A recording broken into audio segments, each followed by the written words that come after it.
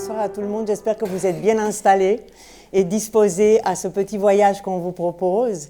Et pour commencer, je vais vous raconter un petit bout de conte hindou pour vous donner un peu l'image du sentiment que j'ai par rapport à la méditation, que j'aime énormément. Et c'est toujours un peu délicat de parler de ce qu'on aime énormément. Alors, c'est un conte qui dit que 6 aveugles ont rencontré pour la première fois un éléphant. Et puis, il y en a un qui lui touche la jambe, il lui dit « Ah non, mais l'éléphant, c'est un pilier ». Puis l'autre qui lui touche la trompe, il dit « Mais pas du tout, il est souple, c'est un serpent ». Et puis le troisième qui lui touche le corps et dit « Ah, oh, mais vous racontez n'importe quoi, c'est un mur ». Eh bien, la méditation, c'est un petit peu comme ça. C'est comme un éléphant majestueux dont chacun touche une partie et voit un autre aspect. Et ce soir, ce qu'on vous propose avec cette question méditation, pourquoi faire? Certains ici ont déjà répondu pour ne rien faire.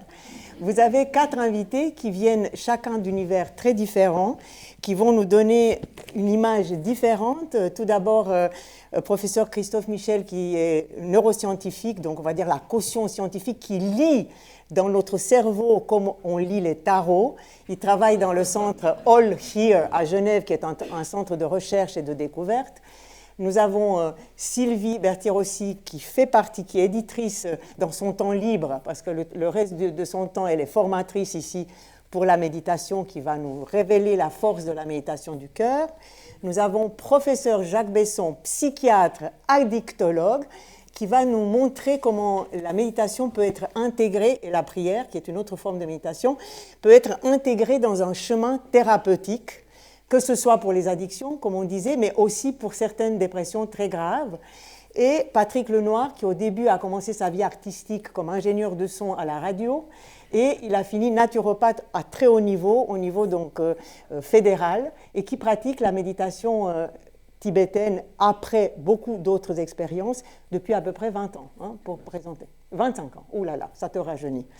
Donc, la méditation, tout ça pour dire que la méditation a une histoire, que symboliquement, on la situe avec Shakyamuni Bouddha il y a 2500 ans, donc 500 ans avant Jésus-Christ, mais je suis sûre que tous les yogis indiens méditaient déjà bien avant, et plus récemment que les yogis indiens, donc il y a 3000 ans, les moines orthodoxes du mont Athos ou de Sainte Catherine de Sinaï pratiquent aussi des pratiques spirituelles de type respiratoire, parce que finalement, on commence notre vie avec une première inspiration et on finit notre vie avec une dernière expiration.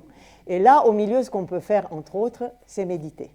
Alors, pour comprendre le cœur de chacun de notre invité, je commence par une question très personnelle. Et je m'adresse, c'est tout choisi dans ce lien. Vous faites partie de Heartfulness. Vous êtes formatrice aussi en méditation Heartfulness. Quelle a été votre première rencontre avec la méditation et pourquoi vous avez connu la méditation?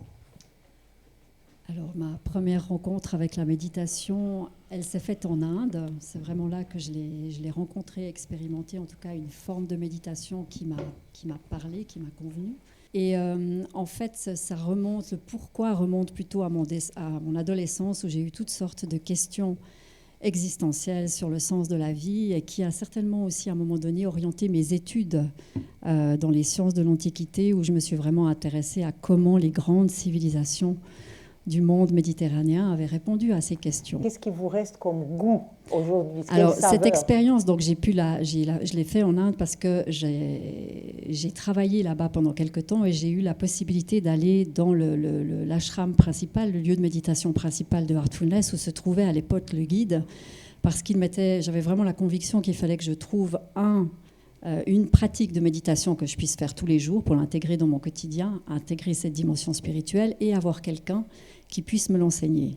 Donc je suis allée à la source, et là, voilà, j'ai fait une première expérience de méditation. Donc ça a été une rencontre intérieure pour moi, où j'ai découvert que j'avais un cœur qui était bien plus vaste que ce que j'imaginais. Je l'ai senti gonfler, se remplir d'amour pendant la méditation, et en même temps, j'ai perdu à un moment donné la conscience d'être là. Donc je pense que j'ai fait aussi une expérience de méditation profonde à ce moment-là. Et juste derrière, j'ai rencontré le guide Heartfulness de l'époque, qui a été ensuite mon maître pendant 20 ans.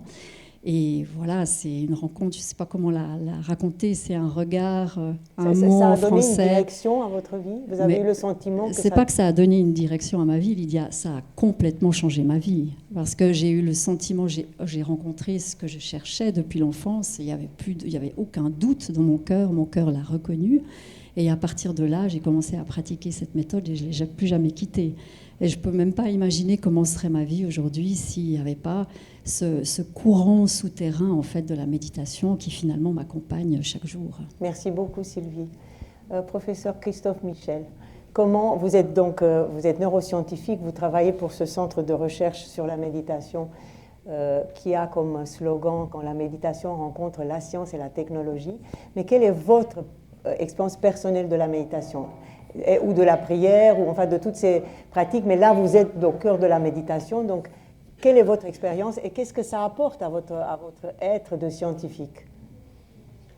Oui, tout d'abord bonsoir tout le monde. Oui, j'ai participé à quelques sessions de méditation guidée. Je vois le potentiel, mais je suis vraiment novice dans ces pratiques.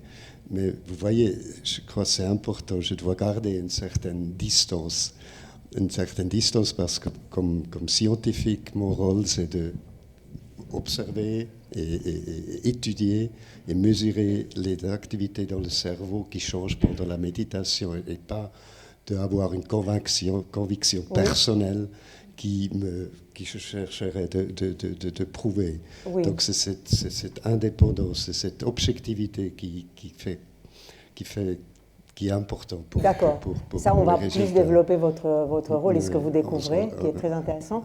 Mais est-ce que la première expérience, à vous, personnellement, ça vous a appris quelque chose ou ça vous a donné quelque chose ou...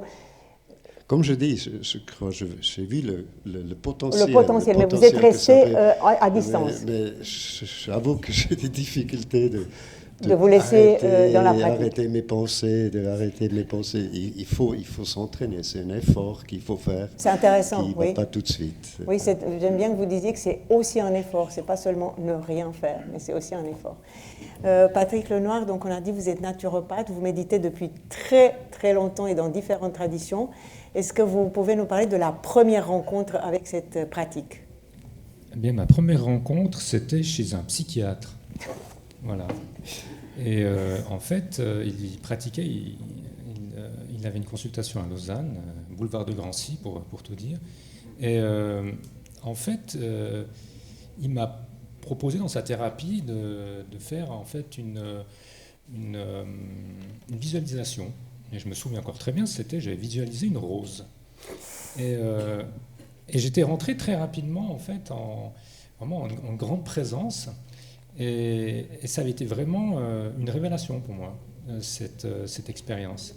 Et à partir de là, j'ai cherché, j'étais un peu en contact avec les courants de Taizen Deshimaru, le Zen Soto, etc. Et puis j'ai assez rapidement connecté pour faire court, parce que c'est clair que 25 ans de méditation, c'est difficile à résumer en 45 secondes. Mais j'ai suivi deux grands courants. Un courant, on va dire, Vipassana birman, avec Charles et Patricia Genoux, pendant plus d'une vingtaine d'années. Et un autre courant, qui est le courant tibétain, via la tradition Karma Kagyu, où j'ai rencontré le vénérable Lama Tunzang. Et ma première retraite a été une retraite de Shiné, Shiné étant le calme mental. Et, donc j'ai fait une première retraite de Shiné pendant une semaine. Et c'était mon premier contact. Là, j'ai très rapidement pris refuge dans les trois joyaux.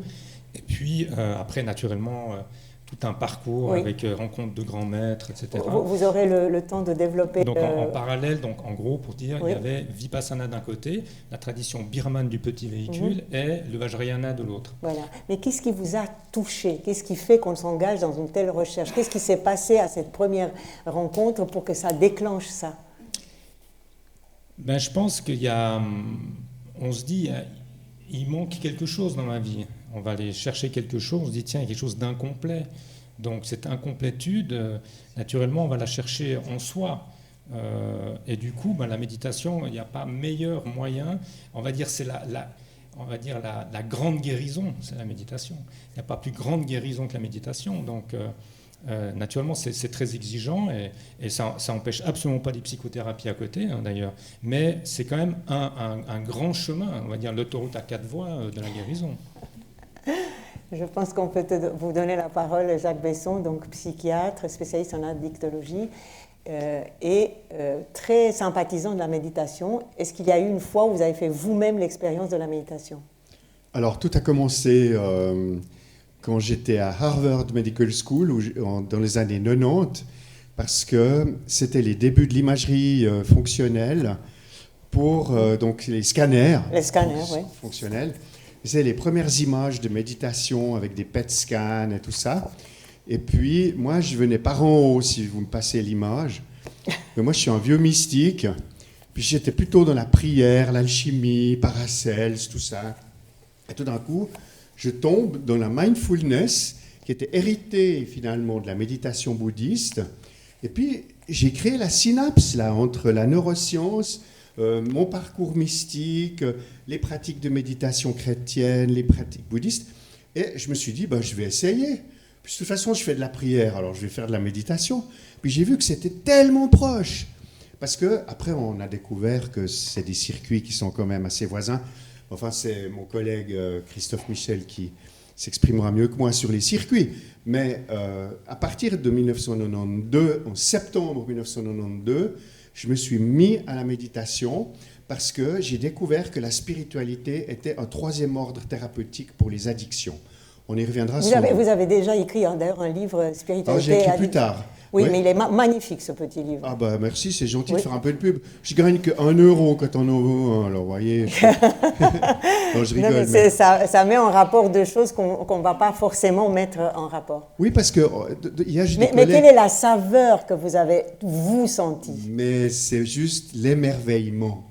Parce que, alors j'encourage mon collègue Christophe Michel à creuser un peu la pratique. Mais ça sera après, quand il aura fini son job.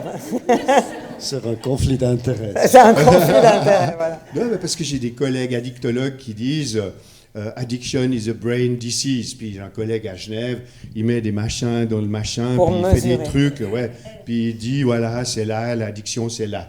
Puis c'est pas vrai du tout. Parce que c'est bien plus compliqué que ça. L'addiction est une maladie de civilisation, c'est une clinique du sens. Et puis, effectivement, il faut trouver le sens, il faut... Waouh, c'est tellement beau. Et c'est 3 ordres en médecine. La biologie, la psychologie et le mystère. Et la méditation, elle l'ouvre. C'est le premier degré avant la prière et avant d'autres choses dont on parlera tout à l'heure, mais voilà. Quand vous aurez plus d'espace, chacun pour vraiment définir l'endroit dont vous parlez. On va rester là. Il a utilisé le mot qui me permet de faire une transition à laquelle je tiens beaucoup, c'est que la méditation, ça a été dit, donne du sens. Et dans le mot sens, il y a plusieurs aspects.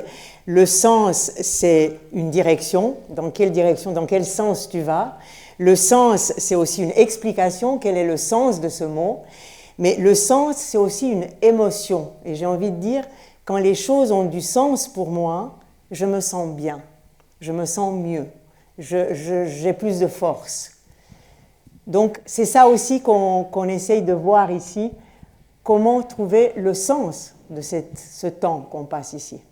Et donc, pour vous dire un peu ma préparation, chacun de mes invités a dû choisir un visuel, c'est-à-dire un support visuel, soit une vidéo, soit une photo, qui nous permet d'entrer, en fait, dans son univers et de où il parle de la méditation. Je vais aller du plus moderne, c'est-à-dire de ce qui se fait et qui se passe aujourd'hui, au plus jadis, c'est-à-dire la tradition dont tout ça est issu. Donc, Monsieur Christophe Michel, on va voir votre vidéo qui nous présente le centre All Here qui se trouve à Genève et qui fait un travail novateur où il met ensemble la méditation, la science avec neurosciences et la technologie qui peut capter en détail avec finesse ce qui se passe dans notre cerveau. Alors si on peut baisser un peu la lumière pour que le public puisse aussi profiter de cette merveilleuse vidéo.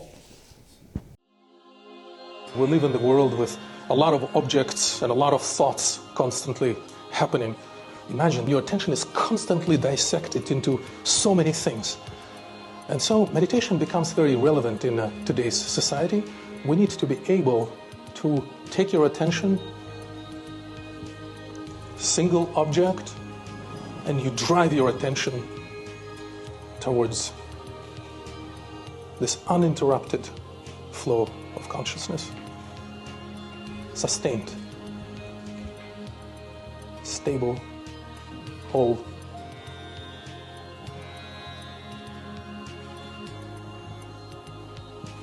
Here. Based on 3 pillars, we developed the practice that is focused on this one directionality and moving towards silence. All here combine meditation with science and technology. They have a beautiful EEG lab installed together with a virtual reality lab that provides all the possibilities to study this meditation effects. This technology measures the way actually that the brain regions communicate with each other in real time, in millisecond resolution. It's good to have a sort of an objective measure that show constantly and repeatedly that meditation has effects on the brain, and sustained effects on the brain, long-term effects on the brain, will make it more acceptable for the Western world, I would say, as a therapeutic approach in certain diseases, but also as help for mental well-being, just for feeling better, being less stressed, being able to cope with the stress better, and being able to focus your attention a bit longer. Meditation began 500 years BC, was first mentioned in the ancient scriptures. Fast track to 2025, 300 million people on earth practicing meditation, and this trend is only exploding. So the faster the world becomes, the greater is the need for meditation practice. Join us in building this new world of internal dynamics. This is where meditation, science, and technology come together.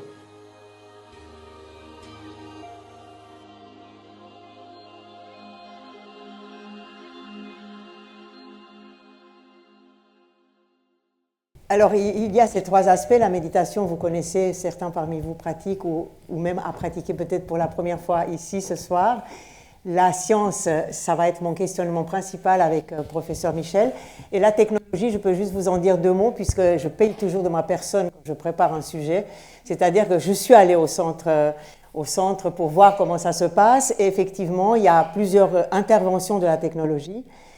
Dont une expérience en 3D qui vous projette dans un magnifique paysage, ça pourrait être dans l'Himalaya, enfin tout ce qu'on cherche quand on veut des places, des lieux particuliers pour méditer, et c'est une expérience assez forte, et une expérience de mesure, comme on a vu, sur la tête, sur le cerveau, et c'est là que vous avez des informations intéressantes. Donc, sans trop faire de digression, qu'est-ce qu'on peut observer sur le cerveau quand on médite à l'état actuel de nos connaissances? Oui, j'essaie d'expliquer. Comme vous avez vu, on mesure ce qu'on appelle l'EEG, l'électroencéphalogramme.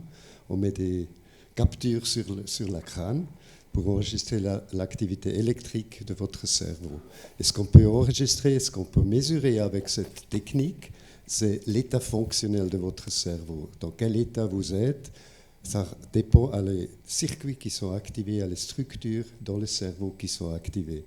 Et dans ces différents états fonctionnels, on a trouvé, avec tous les enregistrements que nous avons faits, avec plusieurs méditateurs de différentes pratiques, différents niveaux, différentes expériences, on a vu 3 états qui ont été modifiés très clairement. C'est un état qui s'appelle mind wandering, si vous voulez, un bavardage mental, qui nous occupe toujours. On est toujours en train de penser à la passé, de ce qu'on a fait hier, ce qu'on a fait avant-hier, les problèmes qu'on a eus éventuellement, des discours qu'on a eus avec la famille ou au travail. On pense à la future, qu'est-ce que je dois faire dans le futur. On est toujours dans cette bruit de pensée, et ça, c'est clairement diminué. Ça implique des structures temporale, des structures comme l'hippocampe qui est importante pour la mémoire. Cette activité est clairement diminuée pendant la méditation. C'est ce qui est un bon signe. Ce qui est un bon signe. Donc on est moins dans cette bruit de pensée. On se focalise sur le moment. On oublie pour un moment le passé et on oublie le futur. on oublie le stress. Et le deuxième qu'on a observé, c'est l'état fonctionnel qui est relié à l'attention, l'attention à une certaine objet précis. On a une région dans le cerveau, ici derrière, qui est responsable pour la régularisation de l'attention, pour le contrôle d'attention. Donc la capacité de se concentrer. Oui, de se concentrer, de faire l'attention sur quelque chose et de rester là. Et ça, c'est clairement activé, c'est clairement augmenté l'activation de ces régions. Et le troisième, ce que je trouve le plus important, pas le plus important, mais très important, c'est là, il y a des régions dans le cerveau qui sont importantes pour la conscience de soi-même, la conscience de soi. Et ces régions sont des régions pariétales, latérales, qui fusionnent votre perception de votre corps, de votre soi, de votre being.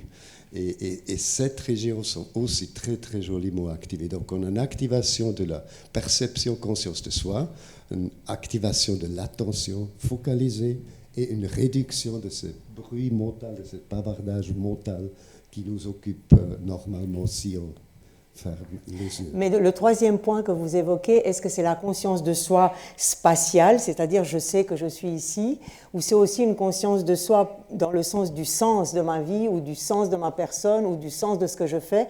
Est-ce que c'est au même centre que ça s'est localisé? C'est une bonne question. Si on étudie les gens qui font de méditation de focalisation sur, par exemple, la respiration ou la focalisation sur le cœur, c'est plutôt une perception de son soi corporel qui est important. Et ça peut amener à une perception de soi plus générale, de façon plus immatérielle. Si vous voulez, oui. Parce que ça, c'est un point quand même important. Il y a quelque part dans le cerveau où quelque chose s'anime pour me donner le sentiment que j'existe, que je fais des choses qui ont du sens et que je suis un être. Oui, c'est une sorte de sentiment incarné. Donc voilà, un sentiment que j'existe. Oui. Et dans la vidéo qui présente aussi un peu la méditation comme un art martial, parce qu'il se concentre sur la concentration et sur le geste, qui doit aller dans le même sens. C'est quelque chose qu'on a vu dans des films, c'est quelque chose qu'on a vu, la force physique qui peut se dégager au moment où le mental est complètement focus. C'est ce que j'ai dit au début, c'est un effort, c'est quelque chose qu'il faut pratiquer, il faut apprendre comment faire ça. Et avec c'est ce que vous avez vu aux vidéos, ces experts de méditation qu'on a enregistrés en temps réel avec des spectateurs en face de eux, ils ont médité et on a vu exactement ce que j'ai expliqué. On a vu cette augmentation de l'attention, cette concentration, cette focalisation sur le soi, sur la présence et cette diminution du bruit mental. C'était absolument fascinant. Mais cette vidéo, en fait, fait partie d'un événement qui a eu lieu au Japon au début de cette année, qui était une sorte de concours de capacité de se concentrer ou de niveau de capacité atteint par la méditation. Oui, l'idée, c'est de démontrer qu'on peut faire ça avec son propre cerveau. On peut aller dans une situation, dans une conscience de soi, même s'il y a des gens autour. Donc c'est une sorte de compétition et on aimerait de montrer ça à tout le monde qu'on peut faire une compétition. Mais ça sous-entend aussi qu'on peut progresser.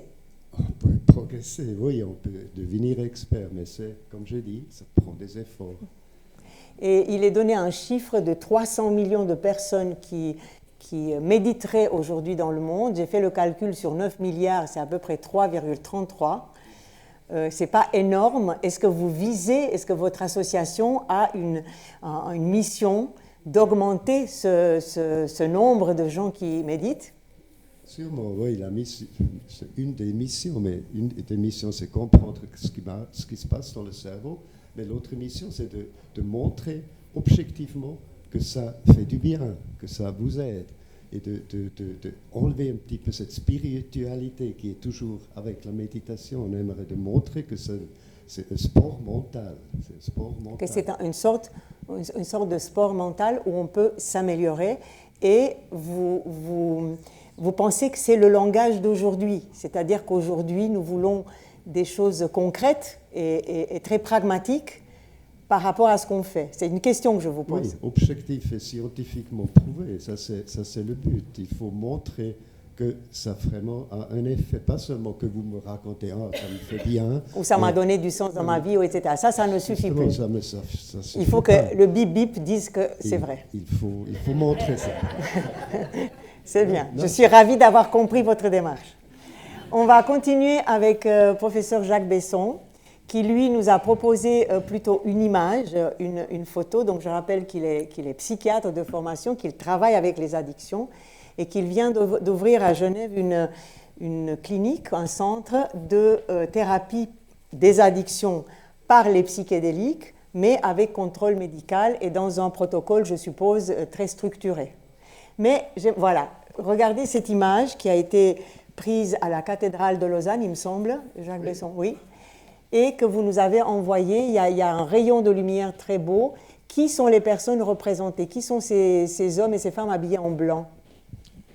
Alors c'est le peuple Kogi, un peuple proto-inca qui habite la Sierra de Colombie, à Santa Marta, et qui ont des contacts avec l'Europe parce que ils ont eu des contacts avec un Français qui s'appelle Éric Julien. Bref, et ils ont voulu descendre le Rhône pour faire un diagnostic territorial sur la Suisse. Et ils sont descendus du glacier du Rhône jusqu'en Camargue, et nous nous sommes répartis des visites de territoire.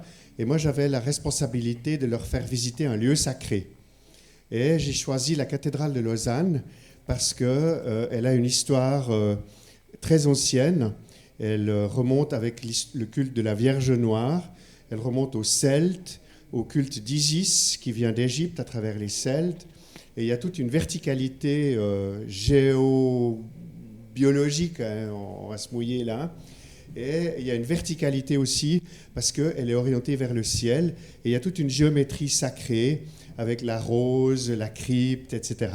Donc on a eu un échange sur le sacré avec les Kogi et sur la conscience modifiée, évidemment, parce que leurs chamans sont des enfants qui sont choisis et qui vont passer 17 ans dans l'obscurité. Et ils sont élevés dans l'obscurité pour percevoir le monde et la nature par des vibrations, par des sensations du cœur finalement, et ils sont en vibration avec la montagne, avec les arbres, etc. Donc j'ai eu des discussions absolument incroyables avec les Kogi. Ça m'a marqué profondément parce que évidemment les peuples autochtones nous apprennent beaucoup de choses. Il y a aussi, on en parlera peut-être tout à l'heure, en Amazonie, en Mongolie, il y a aussi des choses qui intéressent beaucoup l'humanité, qui est en panne, qui est peut-être en perdition à certains égards. Et je définis volontiers la spiritualité comme un lien avec soi-même, un lien avec autrui et un lien avec la nature et l'univers. Et là, les Kogi et autres Shipibo et autres Mongols ont beaucoup de choses à nous enseigner sur le soi-disant archaïque. Mais je pense qu'on va parler de ça tout à l'heure. Non, maintenant tout de suite. On peut en parler maintenant? Maintenant tout de suite. Il n'y a pas de plus à l'heure. En fait, it's now or never. Je vais vous poser une question. Vous les avez amenés dans un lieu sacré, mais qui est construit par l'humain. Cette cathédrale a été construite selon des lois, effectivement, construites par l'humain. Et comment ils ont réagi? Parce que moi, j'ai un peu regardé leur civilisation. Il y a des documentaires sur Internet. Et en fait, ils sont connectés à la nature. La nature est leur temple, en fait. Et oui. Comment ils ont perçu un temple créé quand même par l'humain? Alors, il y a eu un petit problème, parce qu'ils sont arrivés en 2023. Puis ils ont dit, en 1523, il y avait des gens qui avaient des Jésus et des croix et des machins. Ça s'appelait les conquistadors et ils nous ont massacrés. Donc, vous voyez l'ambiance. Alors, moi, j'étais pas vraiment à l'aise. Donc, du coup, on a dû un peu négocier...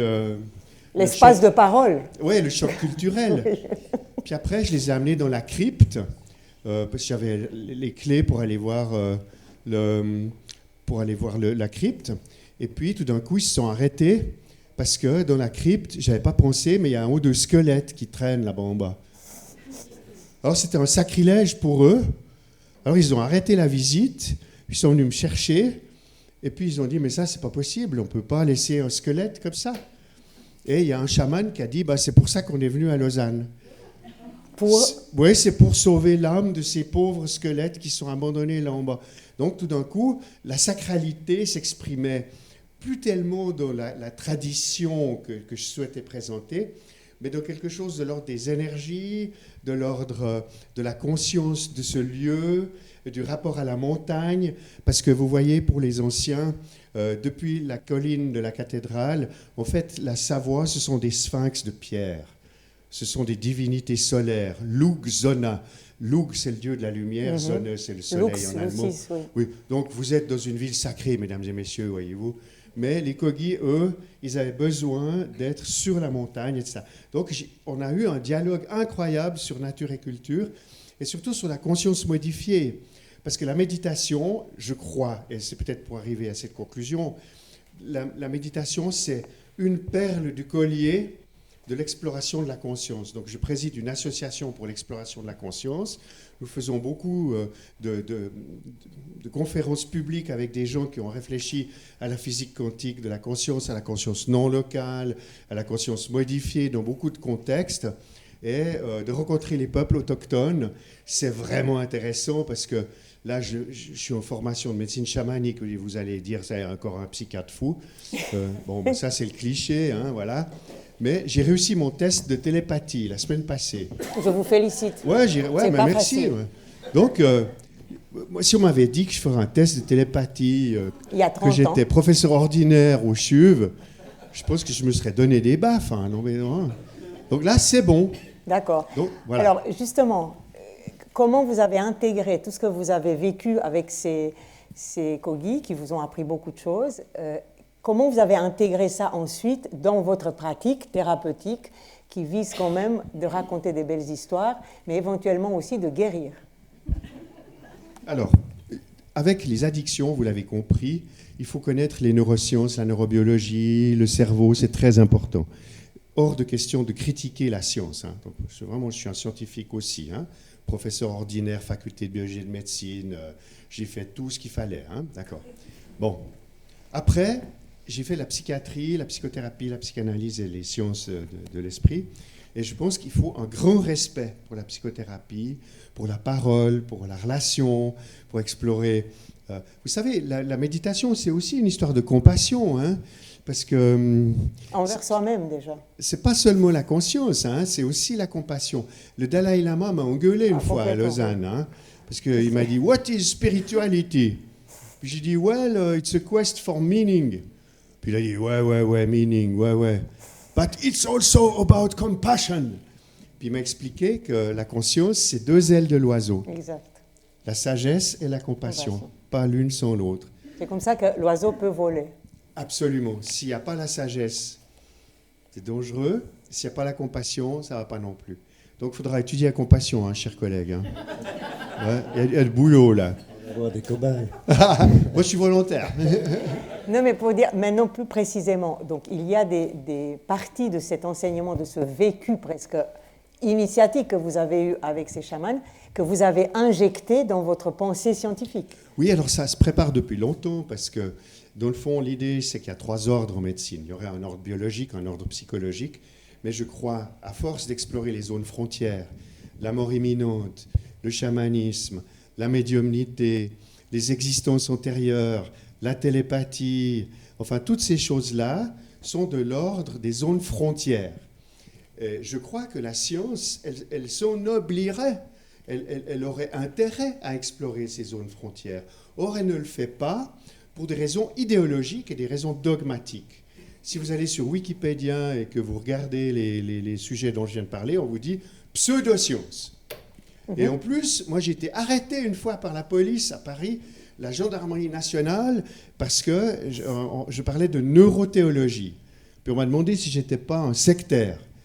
Alors j'ai expliqué que j'étais pas un sectaire, que j'étais invité par l'université de la Sorbonne depuis l'université de Lausanne. J'ai dû montrer mon passeport suisse pour me débarrasser des gens qui sont de la lutte anti-secte. Donc il y a une laïcité talibane, parfois en Europe, qui nous empêche d'explorer les zones frontières, précisément. Et quand on se met devant les faits, il y a des millions de gens qui font des témoignages crédibles sur les expériences de mort imminente, et on n'a pas de science dure sur ces questions. La noétique, non? La noétique est une science. Alors la noétique, c'est la science de l'âme, nous, oui. Oui. Alors il y a Sylvie Détiolin. Exactement. Oui, Oui, elle est tout à très fait. bien. Enfin, alors de nouveau, elle accumule un matériel magnifique, comme moi, mais les moyens scientifiques, on aurait besoin de Christophe Michel. Et de Christophe Michel. Ouais. Il faut commencer à travailler, mon ami. Parce que, dans le fond, il faudrait qu'on puisse un peu soulever le couvercle. Vous voyez, par exemple, les astrophysiciens. Je peux parler encore une minute de ça? Vraiment une minute. Alors, je me dépêche.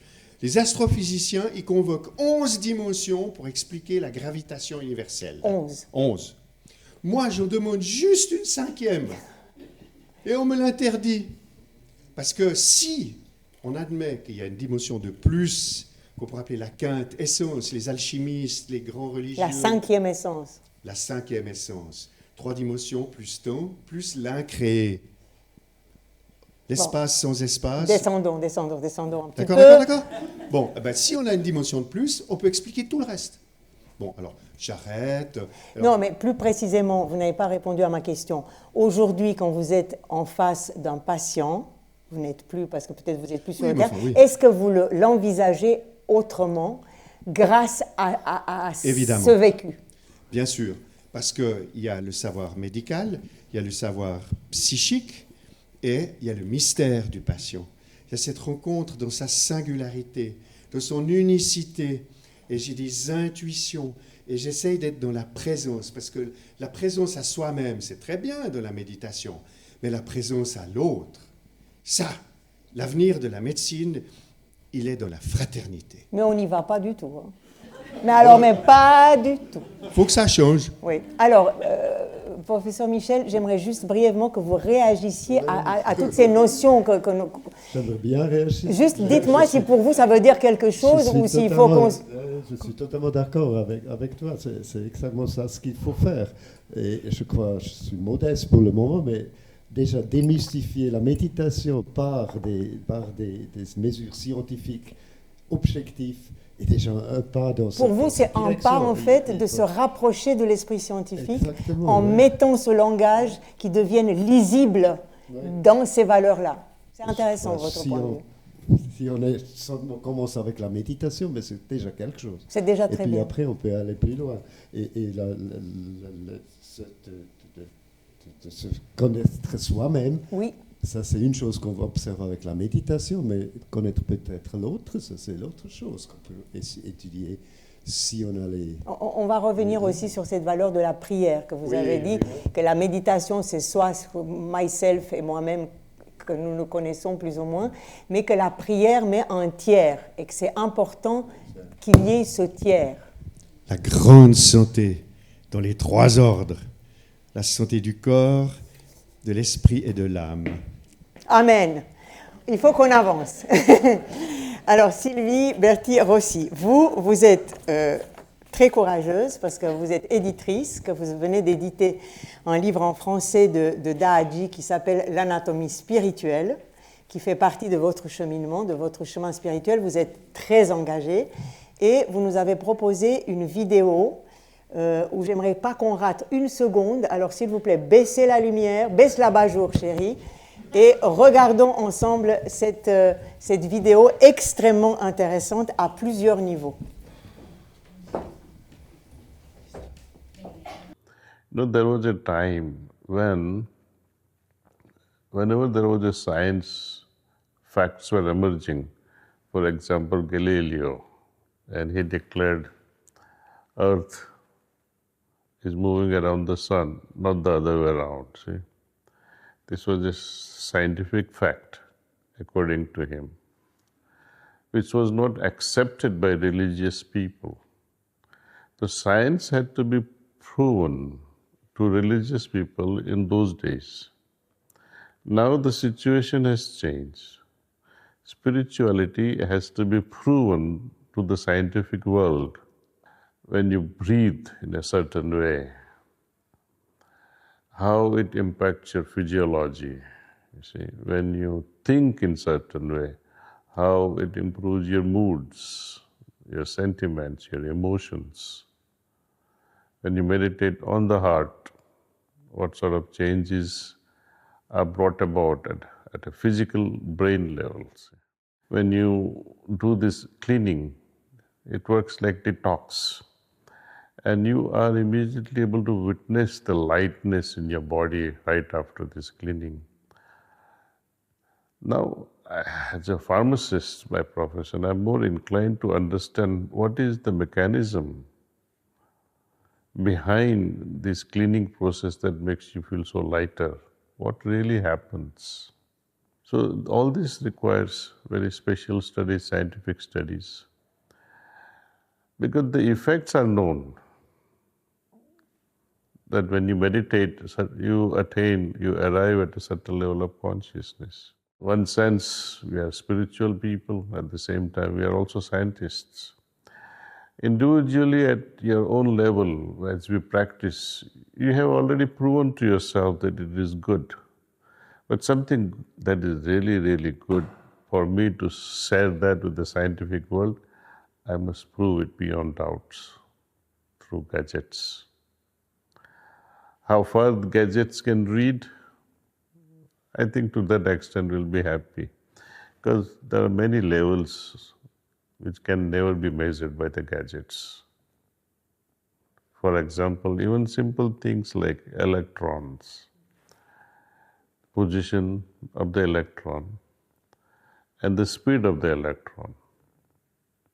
We know electrons move, we know they are in some positions, but both can never be detected at the same time, speed and the position. So if such is the truth of physical realm, imagine what happens in the spiritual realm. Extremely difficult to prove through gadgets. Merci beaucoup pour cet extrait. Si vous voulez bien vous asseoir.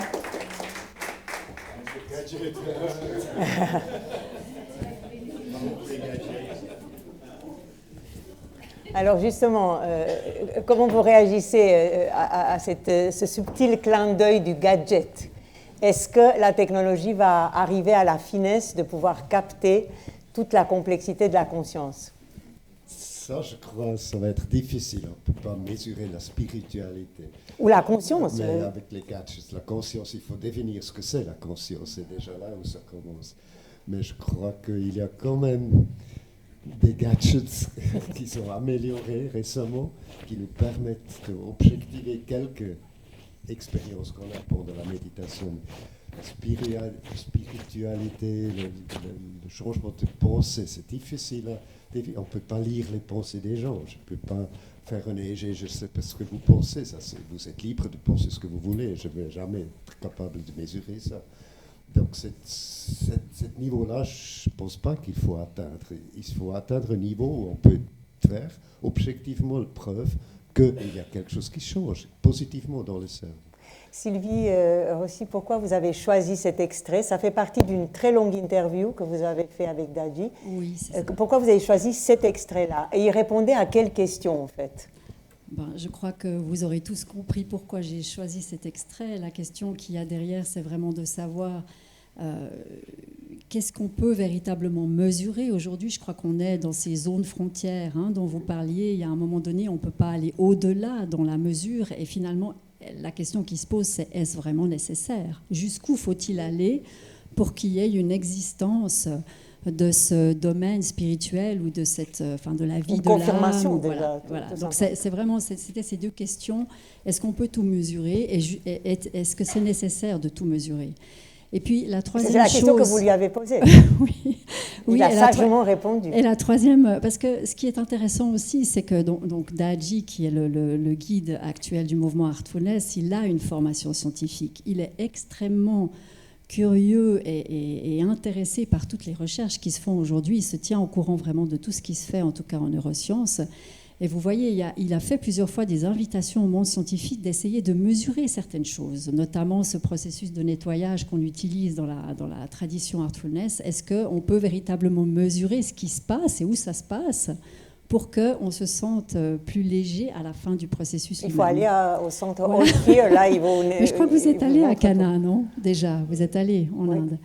Et puis la dernière question qui me paraissait intéressante, c'était qu'à un moment donné, il dit aussi, un chercheur en spiritualité, c'est aussi un scientifique quelque part. Et je pense qu'on peut avoir une approche justement de la vie spirituelle en ayant cette démarche d'observation, de tester, c'est comme ça en tout cas qu'on le voit dans la tradition du yoga, dont fait partie Heartfulness. Un chercheur est vraiment en même temps celui qui fait l'expérience, qui cherche, il est l'objet lui-même de l'expérience et il est le résultat. Donc il y a toute une approche où on peut vraiment avancer sans passer par un système de croyance, mais plutôt comme par un système où on va par soi-même avancer, avoir la preuve ou des résultats ou des ressentis ou des choses qui s'intègrent à différents niveaux de notre être et qui deviennent finalement des convictions. Enfin, si vous avez éprouvé ça de cette manière-là, c'est quelque part, c'est une réalité pour vous. Et ça n'a pas seulement une réalité pour soi, c'est qu'en fait, on constate aussi quand on pratique régulièrement la méditation que le monde se transforme aussi autour de soi. Ça a une incidence aussi sur le autour de soi. Et donc, je pense que particulièrement dans la méditation du cœur, on développe toutes les caractéristiques du cœur. Et les caractéristiques du cœur, c'est quoi? C'est l'amour, c'est la compassion, c'est l'empathie, c'est la bienveillance, c'est tout ça.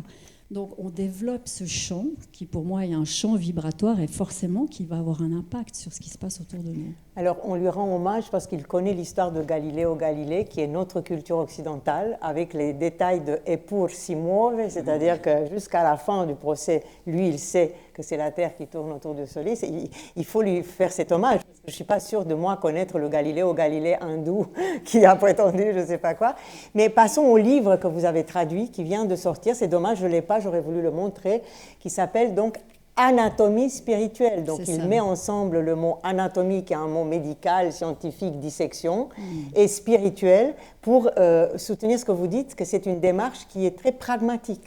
Alors, quelle vision de la méditation il donne? On va pas, c'est très précis comme livre, mais oui, on va donner une idée. Je ne vais pas rentrer trop dans les détails, mais déjà, je pense que le titre en lui-même est un titre qui interpelle, en tout cas moi, en tant qu'éditeur, c'est un titre qui m'a interpellée. Je trouvais qu'il était très intéressant parce que justement, il mêle ce côté rigoureux de la science et de l'approche, et puis en même temps, un concept spirituel, on ne sait pas trop de quoi on parle quand on parle de spiritualité aujourd'hui. Et donc, lui, il donne vraiment un cadre assez précis et en fait, ce qu'il essaye de développer dans ce livre, c'est une approche de la spiritualité comme un champ vibratoire. Alors là, on repart peut-être aussi dans le monde des Kogi. Bon, il présente ça comme un voyage. Alors, il le présente comme un voyage, mais il me le disait justement dans cette interview, pour lui, c'était aussi l'exploration d'un champ vibratoire. C'est-à-dire que cette anatomie spirituelle, comme il l'explique, c'est en fait l'énergie subtile de l'âme, c'est le système de l'énergie subtile de l'âme qui a comme organe principal ce qu'on appelle les chakras. Alors le problème du mot chakra, c'est que c'est un terme qui est très ésotérique, mais disons des centres d'énergie vibratoire qui sont connectés à l'univers, au monde autour de nous, et qui chacun vibre d'une certaine manière. Merci. Voilà. Donc ils vibrent d'une certaine manière, ils sont associés à différentes qualités et ils sont associés aussi à un champ de conscience particulier. Et en fait, lui nous emmène dans ce voyage à travers 16 de ces points qui constituent le voyage tel qu'il a été compris par les maîtres Heartfulness. Et il en a fait une sorte d'atlas, de carte en fait qu'on peut suivre. Et dans ce voyage, comme il l'appelle, eh bien, on voit se déployer justement tout le spectre de la conscience jusqu'à des niveaux les plus élevés qu'on puisse imaginer dans le monde spirituel. Bon, ça, c'est une vision qui existe aussi dans le monde chrétien. Je veux dire, les pères du désert, les saints. Alors, on peut dire que c'est que du folklore, ou on peut dire que ce sont déjà vraiment des gens qui ont atteint des formes de conscience différentes de notre forme de base. En fait, ce qu'il dit, je crois, Sylvie, on peut le dire, je n'ai pas tout lu, mais j'ai lu une partie, que notre énergie, notre vibration évolue. En fait, notre vibration peut évoluer à travers cette pratique. C'est ça, exactement. Donc, le champ vibratoire évolue au fur et à mesure qu'on avance. Et en fait, on découvre, finalement, il compare ça aussi à une expédition qu'on pourrait faire dans l'Himalaya, tiens, par exemple. Dans cette expédition, eh bien, il y a des moments où on est obligé de s'arrêter, on fait des bivouacs, c'est un moment où on s'acclimate à une nouvelle région, c'est un moment aussi où on apprend à la connaître et puis on finit par intégrer aussi ce nouvel espace. Eh bien, c'est la même chose dans ce voyage-là. On rentre dans différents espaces et champs de conscience qu'on explore l'un après l'autre et qu'on intègre. Une fois qu'ils sont intégrés, on devient ces champs-là. Donc, ça fait partie de nous. Donc, c'est vraiment une progression, je dirais, une évolution de la conscience par l'intégration. Mais qu'est-ce que ça change dans la vie quotidienne? Ça change tout, je pense. Ça change toute l'approche. Ça change déjà la perception qu'on a de soi. Ça change ensuite la perception qu'on a de l'autre.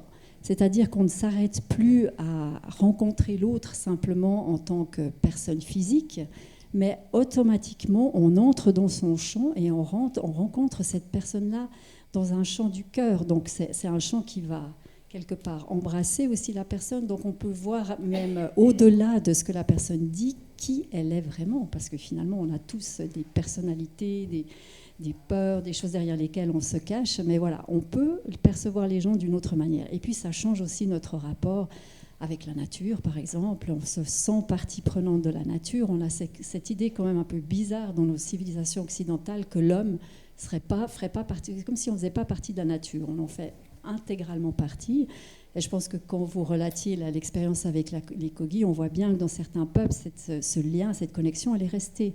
Et c'est une chose qui fait partie de nous. Mais simplement, voilà, on a perdu ce contact-là, il s'agit de le restaurer. Et je pense qu'à travers ce voyage-là, on se sent de plus en plus faire partie de quelque chose de bien plus large, de la population, du peuple de la planète Terre. Est-ce que ça aurait quelque chose à voir avec la compassion dont on parlait? Est-ce que c'est une forme de compassion? Oui, je pense que oui. On peut mettre différents mots, c'est toujours la même chose. Moi, je mettrais plus le mot amour, parce que pour moi, derrière tout ça, c'est l'énergie d'amour qui est là, qui est à l'œuvre. Et puis cette énergie d'amour, qu'est-ce que c'est? C'est l'énergie de la création aussi pour moi. Donc voilà, mais je pense que c'est intéressant de pouvoir échanger sur ces questions, parce que derrière les mêmes mots, on met peut-être des choses qui ne sont pas tout à fait les mêmes, mais on se rejoint finalement dans le sens qu'on met derrière.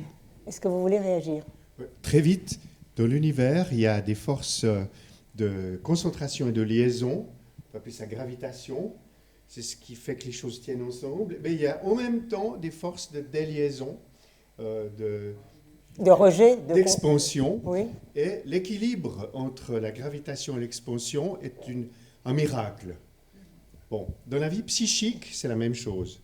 Il y a de la liaison entre les éléments de la psyché, le rapport à soi-même, aux autres, à la nature, à l'univers. C'est des forces symboliques qui mettent les choses ensemble. C'est de la liaison, on peut l'appeler amour, compassion, c'est égal. Mais il y a aussi des forces adverses qui sont des forces de déliaison avec les traumatismes, la violence, l'agression.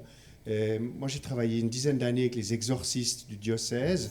Donc, le mal existe. Et il y a cette force de déliaison qu'on pourrait appeler diabolique, qui s'oppose au symbolique. Et je crois aussi que la méditation, on parlera peut-être de la prière tout à l'heure, et en tout cas des expériences de conscience modifiées, permettent d'accélérer ce travail de liaison avec nous-mêmes, avec les autres, avec la nature et avec le tout autre, ou le plus grand que nous. Donc ça, c'est une sorte de chemin de guérison, si on veut, par rapport aux forces négatives, destructrices. Ce que les bouddhistes appellent la grande santé, la guérison. Je ne sais pas, il y a un père orthodoxe qui disait « Il n'y a qu'une maladie, car il n'y a qu'un médecin. » Définitif, celui-là. Très bien. Alors, à ce moment de notre discussion qui montre beaucoup d'aspects positifs de la méditation, j'aimerais lui poser la question, parce qu'on en a parlé dans notre préparation, est-ce que ce qui fait du bien peut faire du mal, comme un médicament, d'accord?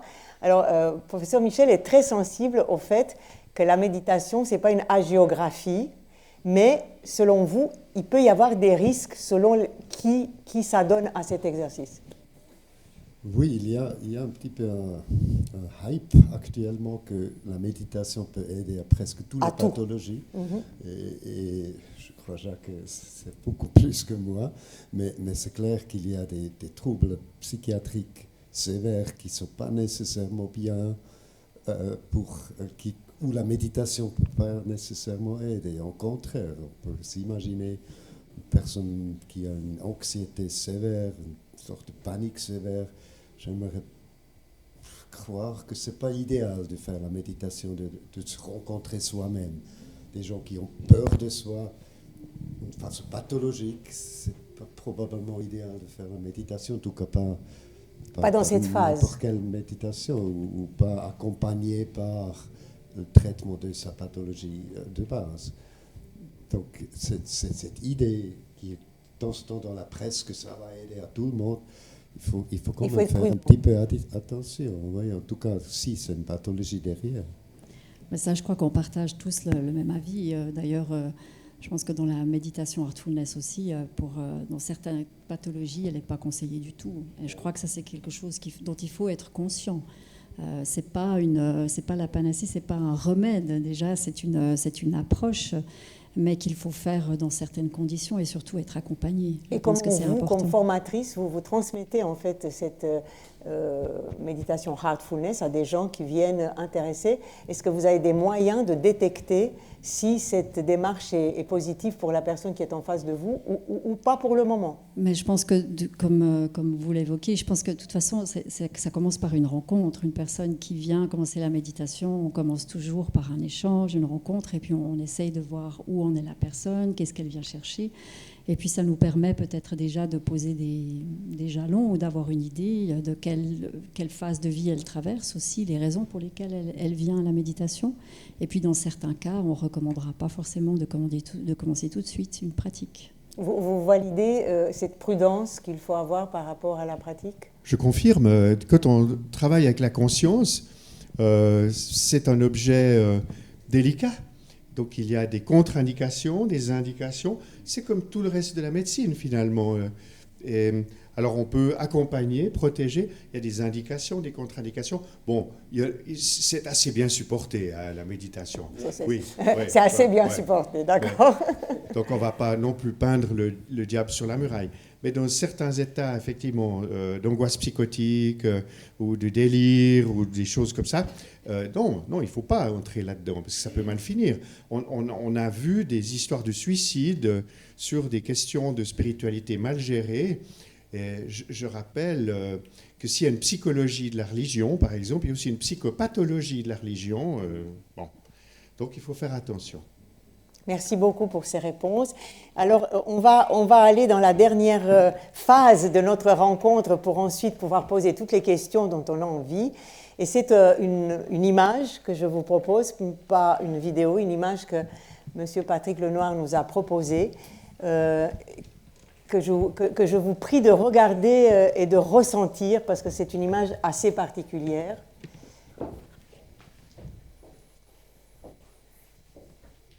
On va la garder un petit peu, si vous êtes d'accord, pour comprendre qu'est-ce que c'est que cette image. Moi, elle m'a fait penser de très loin, mais à la création d'Adam à la chapelle Sixtine.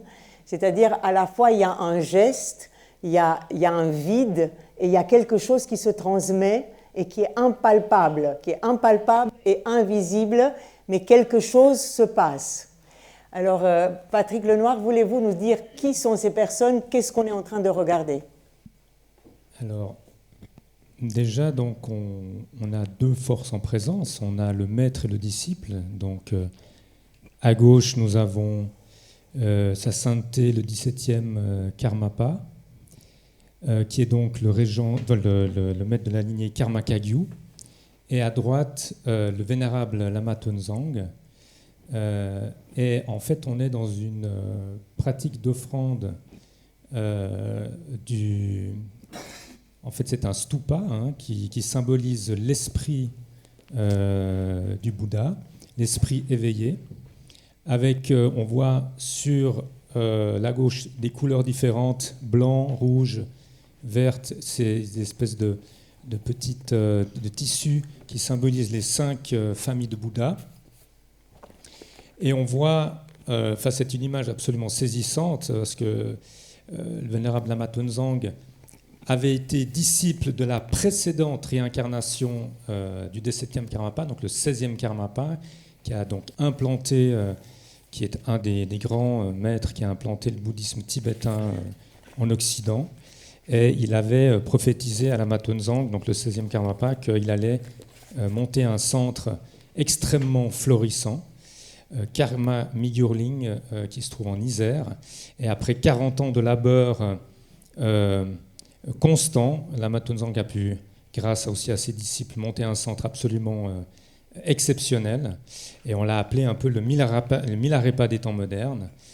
Et donc de voir Lama Tongzang qui fait cette offrande face en fait à la réincarnation de son maître, c'est quelque chose d'absolument touchant.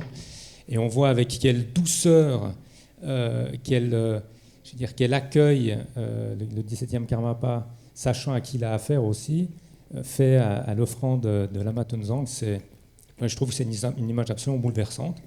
Et elle montre à quel point, donc on est dans un gourou yoga là, hein, c'est-à-dire gourou voulant dire, c'est un terme extrêmement galvaudé malheureusement depuis les années 70, mais gourou c'est un terme extrêmement noble qui veut dire le maître. Et le yoga c'est l'union, donc le gourou yoga c'est l'union au maître, et on va dire que c'est un peu le pinacle de dans la tradition du bouddhisme tibétain. Ça fait partie de la 4e préliminaire spéciale, le Guru Yoga. Et elle met vraiment en lien le maître et le disciple parce que, en fait, c'est la requête que fait le disciple envers le maître que le maître, en fait, à travers lui, soit un révélateur. Donc, le révélateur de son propre esprit d'éveil. Donc, on est vraiment dans quelque chose d'alchimique. Comme le Vajrayana a cette particularité exceptionnelle, c'est-à-dire de transformer du plomb en or, c'est-à-dire toutes les émotions négatives sont les bienvenues parce qu'elles peuvent être transformées du moment qu'elles sont reconnues.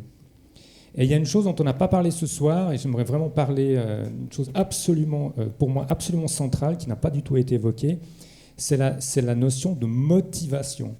Et en fait, c'est bien beau de méditer, mais pour quelle raison ?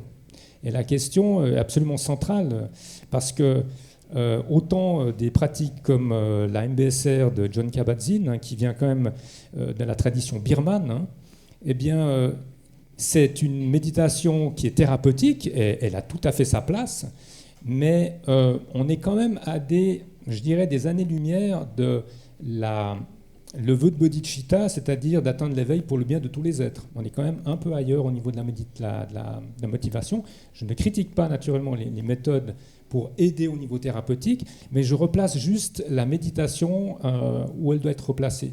La méditation est un outil, est un moyen. Elle n'est pas un but en soi. Et malheureusement, elle se résume beaucoup à des techniques. Et réduire la méditation à des techniques pour du bien-être, c'est bien, mais c'est extrêmement limité. Et c'est un peu Si vous voulez, le problème, c'est qu'on est quand même dans la modernité nous a amené dans un capitalisme où on veut tout s'approprier pour son propre bien-être, mais en fait, derrière, il n'y a pas la vision. Parce qu'il faut imaginer que depuis le Bouddha, depuis 2500 ans, il y a tous ces maîtres qui sont succédés. C'est vraiment, toute cette démarche est faite pour le bien de tous les êtres. Pas uniquement pour mon petit moi, etc. D'ailleurs, le but d'une démarche dans le bouddhisme, de manière générale, c'est de prendre conscience que le jeu n'est qu'une construction liée aux 5 agrégats. Donc on a une petite tendance à oublier ces choses-là qui sont juste absolument centrales. Et voilà, donc je voulais mettre un petit accent sur cette notion de motivation qui est absolument centrale dans toute démarche, qu'elle soit scientifique, qu'elle soit spirituelle. S'il n'y a pas cette démarche, s'il n'y a pas ce questionnement au niveau de la motivation, pour moi, on fait de toute façon fausse route. Et aussi, naturellement, si on sait quel but on va atteindre, avec une motivation juste, on va l'atteindre. Par contre, si la motivation n'est pas correcte ou mal placée, il est impossible d'atteindre le but. Que ce soit au niveau des sciences, des neurosciences, ou peu importe, il y a toujours une question de motivation. Donc je trouve important, pourquoi ? Parce que beaucoup de personnes s'engagent dans la pratique méditative parce que c'est une mode, parce qu'elles sont déprimées, et c'est OK. Mais on est bien d'accord que de s'engager dans une montagne et de faire une petite balade d'une demi-heure n'est pas la même chose que de vouloir gravir l'Everest. C'est vrai que le Vajrayana invite à plutôt c'est quelque chose de très engageant et un magnifique chemin, mais qui est extrêmement engageant. Et comme on dit dans le fameux livre Dialogue avec l'ange, Dieu n'aime pas les tièdes. Et à quelque part, le Vajrayana invite à effectivement on ne peut pas être tiède quand on s'engage dans ce genre de pratique. Donc je tenais juste à mettre l'accent là-dessus, parce qu'aujourd'hui, je trouve que la méditation est devenue un peu, comment on pourrait dire, galvaudée, d'une certaine manière, utilitariste. Et donc, du coup, en résonance un peu, malheureusement, trop grande connivence avec le capitalisme dans lequel on vit, l'ultralibéralisme dans lequel on vit aujourd'hui. Donc, replacer la spiritualité, parce que j'en ai entendu tout à l'heure que voilà, il y a une neuroscience, c'est bien, mais la spiritualité, pour l'homme, est absolument centrale, parce qu'elle est quand même la reliance avec notre intérieur le plus profond. Et donc, je trouvais important de le redire, même si ça a naturellement déjà été dit. Et je partage beaucoup de choses qui ont été dites ce soir. Voilà. Merci beaucoup, Patrick. Merci beaucoup pour tout cet enseignement qui est particulier. Vous avez compris que Patrick nous parle d'une tradition millénaire du bouddhisme tibétain. Et quand même, question, qu'est-ce qui a fait que vous avez choisi ce type de méditation pour votre chemin personnel? Alors moi, j'ai pratiqué dans 2 voies différentes. Donc, comme je disais, la voie Vipassana. Donc, il faut savoir que, de base, alors je vais prendre une idée, disons, quelque chose de très trivial, c'est qu'un hockeyeur, pour pouvoir jouer, il doit savoir bien patiner. Et il est impossible d'aborder quelque pratique spirituelle que ce soit sans avoir un bon shiné, ça veut dire d'avoir un bon calme mental. C'est difficile. Une bonne concentration. Voilà. Par exemple, dans les pratiques du Vajrayana, il y a beaucoup de visualisation. Donc, on se visualise, c'est-à-dire qu'on va voir une déité et on va essayer de réaliser les aspects de sagesse de la déité. Donc, la concentration est absolument essentielle. Oui. Donc, dans le courant, j'ai suivi Vipassana, donc c'est la vision pénétrante, oui. C'est-à-dire, justement, on arrive dans la sagesse, et puis avec d'autres pratiques, comme par exemple la pratique de Chenrezig, donc le Bouddha de compassion, Bodhisattva de compassion, eh ben, on va travailler sur la compassion. Et donc, si vous lisez les textes, en fait, la chose absolument centrale, mais si vous regardez chez Shantideva, chez tous les plus grands, ils vous diront la chose la plus importante, des plus importantes, c'est la bodhicitta, l'esprit d'éveil. Tout le reste vient ensuite, même la sagesse. De toute façon, en développant la compassion, on va développer la sagesse, de toute façon. Les choses sont complètement liées. Et il n'y a même plus besoin, à la limite, de faire un effort, parce que c'est des choses qui coémergent. C'est de la coémergence. Donc, notre esprit est imprégné de tout ça. Nous sommes tous des Bouddhas, mais nous ne le savons pas. Om Mani Padme Hum. Voilà. Et pourquoi ? Parce qu'on est voilé, parce qu'on a des voiles liés à la croyance d'un jeu qui est construit. C'est une pure construction. En fait, on n'est pas dans un existentialisme dans le bouddhisme, c'est un constructivisme pur et dur. On est vraiment Merci là-dedans. beaucoup, Patrick. J'ai envie de situer un peu autrement notre discussion de ce soir. C'est qu'à chaque façon d'aborder la méditation correspond à un niveau de compréhension. Et pour moi, si les gens arrivent à la méditation parce qu'ils vont au centre All Here pour se mesurer le cerveau et qu'à partir de là, ils entrent dans la méditation, le pari est gagné. Après, l'autre partie que tu as évoquée du business, si on veut, ça, c'est une tentation qui existe, je veux dire, en permanence par rapport au centre et tout ce qu'on peut développer autour de la... On peut l'utiliser comme ça. Donc, vous voulez réagir, professeur Michel? Je voulais réagir à quelque chose d'important, c'est la motivation, ce que vous avez mentionné. Je crois que c'est très important. Si on va aller au gym, on a des mesures qui nous motivent d'y aller en plus et en plus. On mesure le poids, et on voit qu'on perd de poids, ou on augmente les muscles.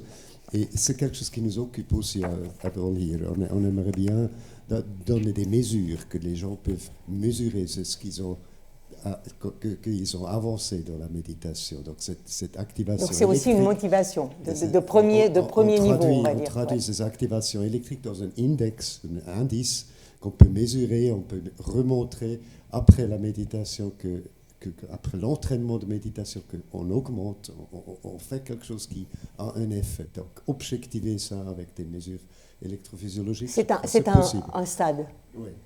Et en plus, si on voit, comme on avait expliqué, on a les sportifs, disons les méditateurs extrêmement avancés, et on voit qu'ils ont un index très très haut, on aimerait quand même aussi aller un petit peu...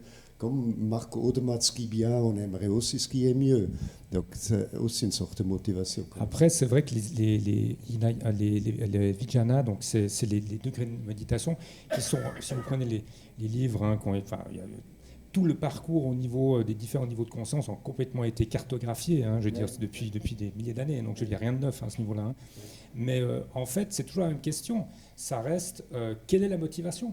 Pour moi, je veux dire, ok, vous voyez, avoir plus de muscles, de faire plus fort et tout ça, ok, so what ? J'ai envie de poser la question, so what ? In fine, so what ? Je veux dire, c'est bien de motiver les gens, mais je pense que pour moi, la motivation des motivations, c'est vouloir guérir, c'est vouloir se guérir. Et pour moi, le Bouddha est le médecin des médecins, et la méditation, enfin les pratiques méditatives au sens large, naturellement. Je ne veux pas, parce que dans d'autres traditions, moi je suis tout à fait, je connais un peu le bouddhisme, donc j'en parle, mais il y a d'autres traditions qui sont tout à fait valables, même il n'y a aucun souci à ce niveau-là. Mais de nouveau, la motivation ultime, et quand on revient, alors je fais un petit pont, je me permets, parce que je m'intéresse aussi beaucoup à la science, c'est vrai que le problème avec la science, c'est que la conscience, c'est un de hard problem, comme on dit. Eh bien, pour moi, de ce que j'en comprends, comment peut-on mesurer un objet, enfin la science va mesurer la conscience comme un objet extérieur. Pour moi, on peut mesurer la conscience qu'avec le même objet que lui-même, le même appareil de mesure que lui-même, donc la conscience elle-même. Et le 17e Karmapa, par exemple, va dire que le bouddhisme est la science de l'esprit. Donc, pour moi, ça me semble, on peut mesurer les effets de la méditation au niveau électroencéphalogramme, etc., oui, mais est-ce qu'on va, pour autant, parler du hard problem. Ça a été évoqué tout à l'heure par Jacques. J'aime bien cette histoire j'aime bien cette histoire du cloud, le cloud extérieur. Donc la conscience, on serait dans un bain de conscience, oui. Hein, et puis on irait, le cerveau serait un transducteur. Et moi, je trouve que c'est beaucoup plus élégant parce que ça résout le hard problem justement.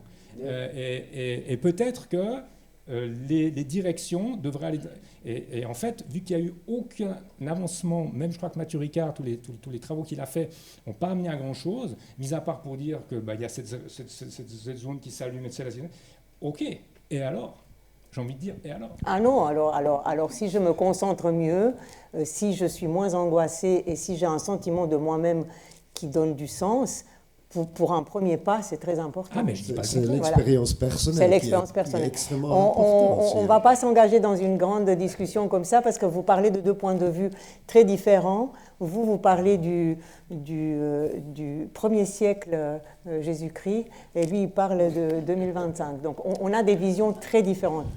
Votre vision est en même temps pas du tout. Non, mais c'est intéressant d'échanger, justement. Oui, je n'ai pas l'occasion de l'avoir sous la main comme ça. Voilà, donc, voilà, la science, l'expérience, la psyché, celle qui nous tient par la barbichette, et la grande tradition qui est là pour nous rappeler, c'est là que ça se passe. Vous voulez réagir ?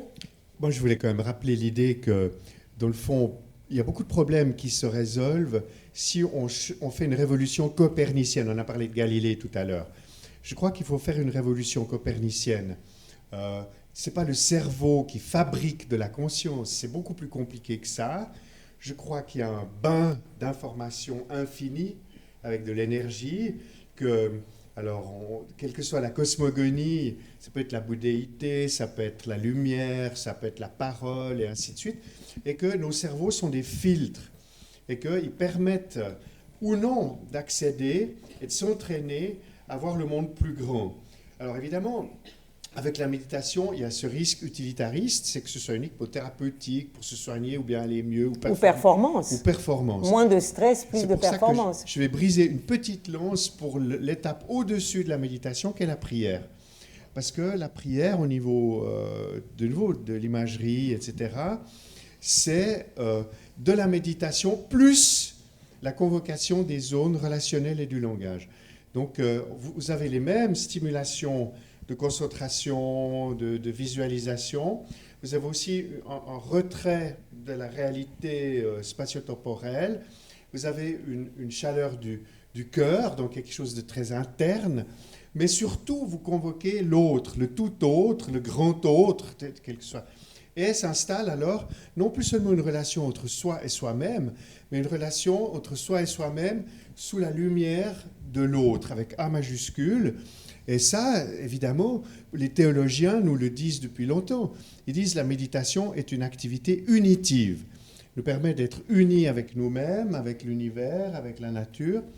Mais la prière est une activité dialogique, c'est-à-dire que nous sommes des nains sur les épaules des géants. Il y a quand même des milliers d'années que les humains cherchent, dans le fond, nos raisons de vivre, cette clinique du sens. Et dans le fond, par exemple, dans la Kabbale, on dit que le but de l'existence, c'est passer de l'inaccompli à l'accompli. Et qu'est-ce que c'est de passer de l'inaccompli à l'accompli? Eh bien, c'est précisément d'avoir atteint la sagesse et la compassion. Exemple, le Christ, dont la dernière parole est « tout est accompli ». Donc, il termine le chemin de la Kabbale, il a atteint la bouddhéité. Et du coup, il atteint le grand autre. Et du coup, c'est intéressant parce que la méditation, elle a un côté salutogénique où elle produit de la santé, mais le mystère, ce cerveau qui s'ouvre au grand autre, et peut-être à des dimensions plus grandes, dans le fond, c'est ce qui fait, dans le fond, qu'on peut avoir de l'enthousiasme, qu'on peut avoir de l'espérance, qu'on peut embellir le monde. Un jour, mon fils de 4 ans, il était dans la caisse à sable, puis il sort en criant, puis il dit « Papa, papa, papa ». Moi, j'étais en train de tailler un rosier. Puis il dit « Papa, papa, 4 ans, pourquoi est-ce qu'on est sur la Terre ?» Puis je lui dis, je n'ai pas réfléchi, je lui dis, on est sur la Terre pour embellir le monde. Il dit, merci papa. Tout était dit. Je crois que pas de vérité sans beauté, pas de vérité sans liberté, pas de vérité sans charité. Voilà. Mais pour conclure cette magnifique conclusion, très modestement, j'ai envie juste de rajouter, petit à petit, l'oiseau fait son nid. Et pour conclure, j'ai envie de vous partager avec vous 2 phrases. Une est de John Lennon. Vous savez qu'il a vécu 1 année avec Yoko dans un lit. Il donnait toutes ses interviews de ce lit. Il était à New York. Et il a dit cette phrase que j'adore, « La vie, c'est ce qui se passe pendant que l'on est occupé ailleurs ». Et j'ai envie de dire que la méditation nous permet d'être un peu plus là où ça se passe. Et la deuxième phrase que j'aime beaucoup, elle a été citée par Jacques Besson, mais elle est de Saint Thomas d'Aquin, donc lors de la Toussaint Festival. Je cite de mémoire, « Les miracles ne contredisent pas les lois de la nature, mais la connaissance que l'on en a. » Je vous laisse avec ces 2 réflexions. Je remercie mes invités et maintenant, si vous avez des questions, it's now or never. Est-ce qu'il y a quelques questions? Alors, monsieur. Moi, j'ai une question au neurologue. Est-ce qu'il y a des neurones dans le cœur? Bon, ils sont là les 2. Oui. Bonne question. Absolument, oui. Il y a des activités électriques dans le cerveau et dans le cœur qui sont faites par... L'efficacité ou l'activité cardiaque, je pense à la cohérence cardiaque aussi. Je pense à ces aspects-là. Il y a des études, il y a assez des études qui montrent des changements de l'activité cardiaque avec la méditation.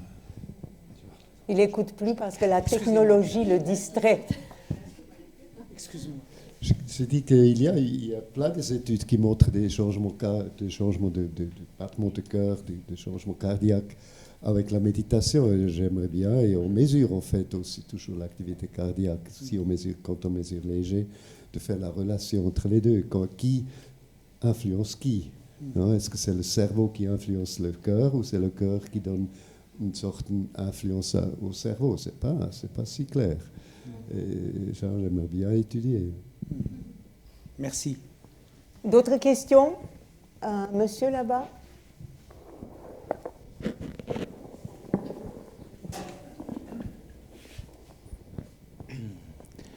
C'est pas vraiment une question, mais je voulais juste un peu réagir pour l'intervention de Patrick Lenoir. Je suis formateur je médite depuis à peu près 35 ans. Et votre intervention concernant un petit peu cette problématique du matérialisme spirituel, certes elle est vraie, mais donnerai quand même un exemple. Je pense que la méditation, elle doit vraiment entrer dans une phase qui doit sortir un peu de cette niche d'initié. Et le problème qu'on a, je suis formateur depuis 20 ans, en fait, c'est finalement de faire méditer des gens. Il y a 30 ans en arrière, je me suis intéressé à la méditation pour faire un peu le lien avec vos intervenants, parce que je trouvais plus sympathique de méditer que de fumer des joints. J'étais jeune, mais j'ai trouvé qu'il y avait dans cette méditation une dimension qui était vraiment assez extraordinaire, quoi, de relaxation, etc. Alors, j'étais pas du tout intéressé, je dirais, par l'aspect philosophique, mais par contre, j'ai eu l'occasion de pouvoir entrer, en fait, dans ce domaine, et petit à petit de passer du matérialisme spirituel à une approche plus profonde. Et je vois, en tant que formateur, qu'en fait, notre travail avec Artfulness, c'est vraiment d'essayer de vulgariser, de pouvoir faire expérimenter à une population la plus large possible cette dimension, en se disant que potentiellement, eux, progressivement, vont sortir de ce matérialisme spirituel. Et finalement, c'est quelque chose qui me semble, la vulgarisation, la propagation, même si elle a des aspects qui sont déviants, elle est néanmoins fondamentale. Merci beaucoup pour votre intervention, Patrick. C'est tout à fait juste, parce que je parlais tout à l'heure de... Enfin, j'espère que je n'ai pas été trop noir-blanc, mais avec cette notion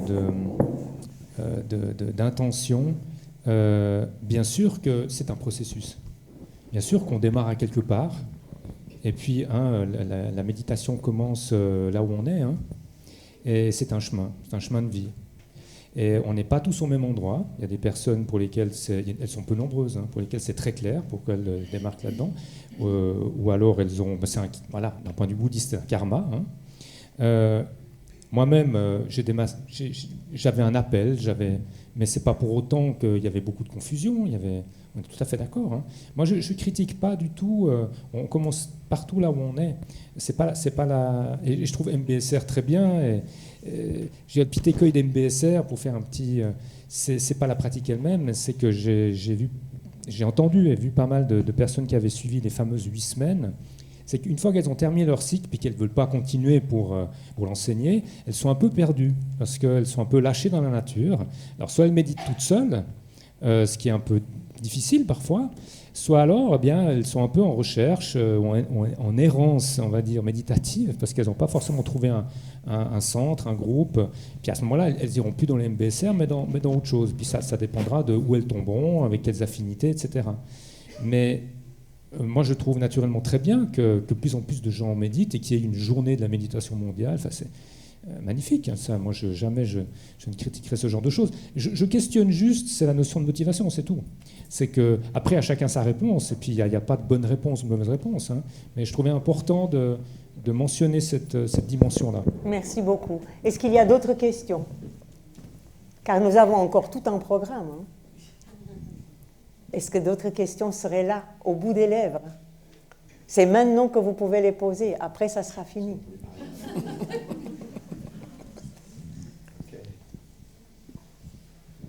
Vous avez tout compris. Vous avez bien médité.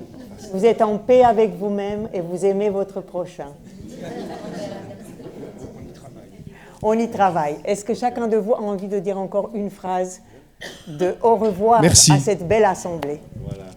Merci beaucoup.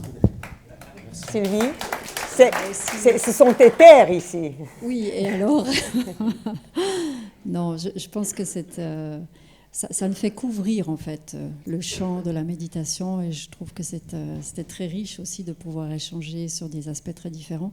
Et puis juste pour terminer, je suis un peu comme vous, Lydia. Je pense qu'on arrive à la méditation avec toutes sortes de raisons, mais quand on commence à pratiquer, il y a des choses qui commencent à se passer. Et là, il y a plein de possibilités d'ouverture qui peuvent se faire pour le futur. Je pense qu'aujourd'hui, notre monde a bien besoin aussi de ces dimensions-là. Il a bien besoin de générosité et d'ouverture. Donc voilà, plus les gens viendront et commenceront à méditer, quelles que soient les raisons, et mieux ce sera. Et pour unir le geste à la parole, une deuxième méditation nous est proposée par le centre Heartfulness. Je crois que nous devons offrir une chaise à cette guide. Comme ça, nous finissons comme nous avons commencé. Avec le cœur. Avec le cœur et sur le chemin.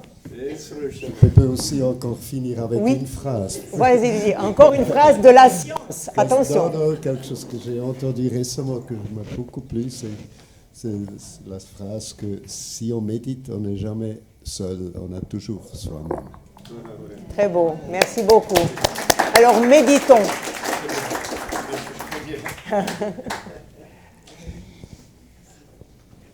Est-ce que vous m'entendez?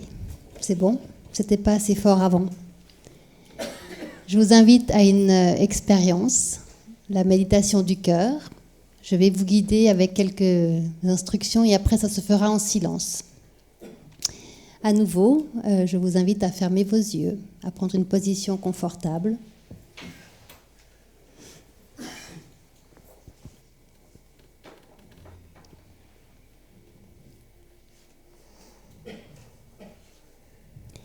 Ayez la pensée que la source de lumière est déjà présente dans votre cœur et qu'elle vous attire depuis l'intérieur.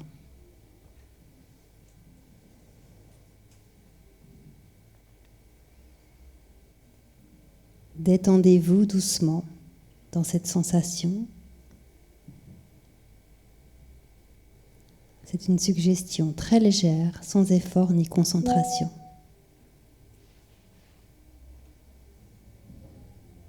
Ne luttez pas contre vos pensées, mais ne les nourrissez pas non plus. Laissez-les simplement passer comme des nuages dans le ciel. Et revenez doucement à l'idée de la lumière dans votre cœur.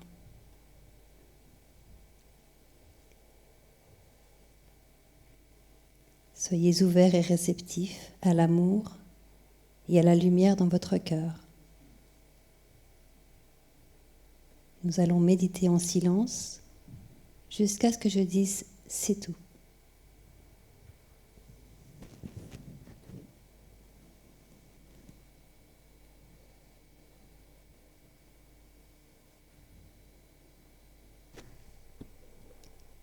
C'est tout.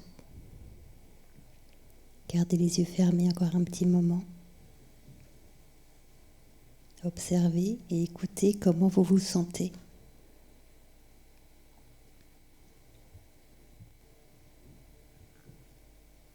Immergez-vous dans ce ressenti et laissez-le faire partie de vous.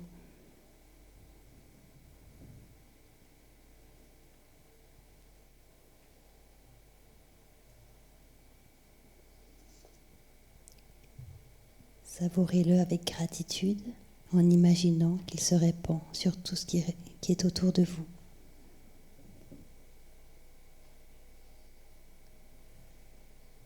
Et quand vous serez prêt, ouvrez doucement les yeux. Dominique, si vous voulez bien clore notre rencontre. Le mot de la fin. Quoi rajouter? Je crois qu'il n'y a vraiment rien à rajouter. On a été nourris par le cœur, la conscience, l'esprit, la compréhension, des éléments qui viennent se compléter les uns les autres et qui nous donnent un éclairage peut-être différent. Chacun va repartir avec une pépite de vos discussions. Mesdames, Messieurs, encore un grand merci de nous avoir rejoints, d'avoir répondu à l'invitation. Et merci à vous. Sans vous, ça n'aurait pas non plus été possible. Et partager toutes ces compréhensions et toutes ces richesses, c'est vraiment un grand plaisir. Alors merci aussi.